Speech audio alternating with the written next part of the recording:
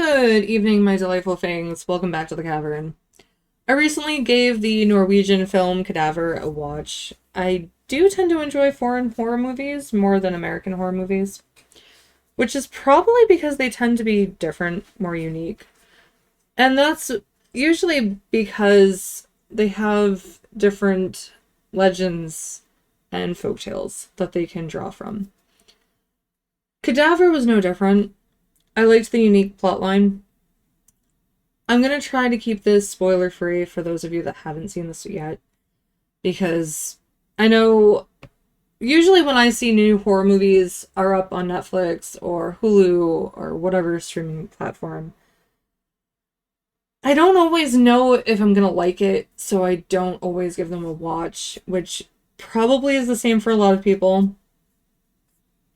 And I have been very disappointed in the horror genre as of late. Not many horror movies have, in my opinion, been good.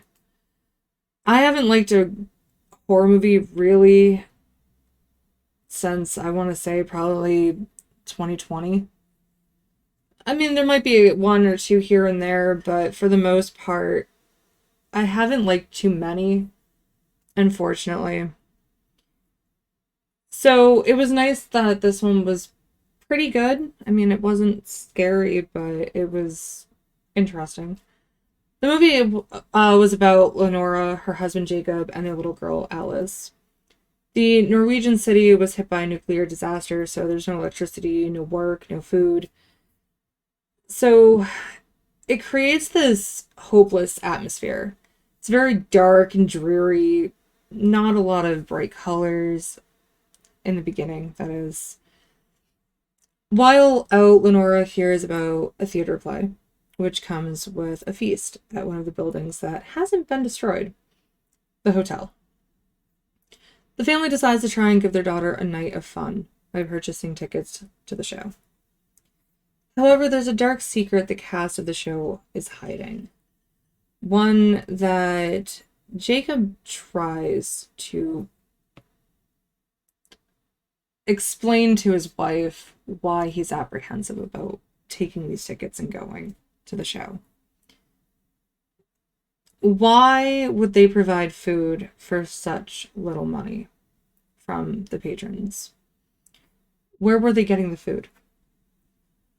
Now, I figured it was the fact that the theater troupe seemed very wealthy, so they probably would still have the means to procure food, electricity, and what have you, because the hotel did have electricity, heat, and lots of food. Whereas the less fortunate would, of course, suffer because, unfortunately, that's how the world works. The rich flourish while those who aren't get poorer. Take the pandemic, for example. The rich got richer while everybody else got, well, we're all suffering now. I found the movie interesting with a plotline that I wasn't expecting. It brought back the wonderment of classic movies and stories because of the clothing attire. The elements of the hotel seemed very old school. I wouldn't recommend this movie to anyone who wants to see something a little different from the typical horror movies that have been coming out lately.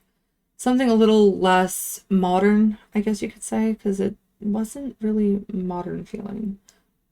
It felt like it took place in a totally different time, which I really liked. For those of you that have seen this, what did you think of it? Let me know in the comments below.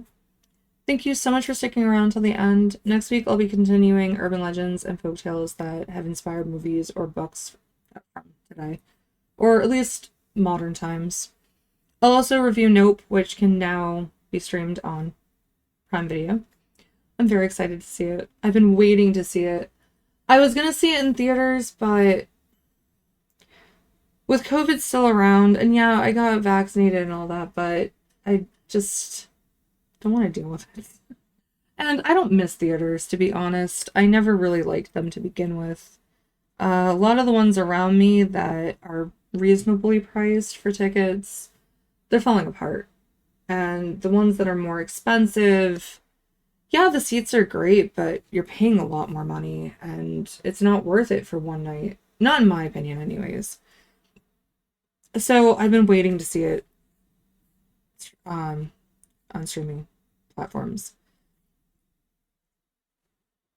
If you don't want to miss the upcoming content, click the bell icon to be the first notified of a new video. If you can't wait for more, check out my other videos on the screen. Thank you so much again. I hope you all have a lovely weekend. Take care until next time. Bye, everyone.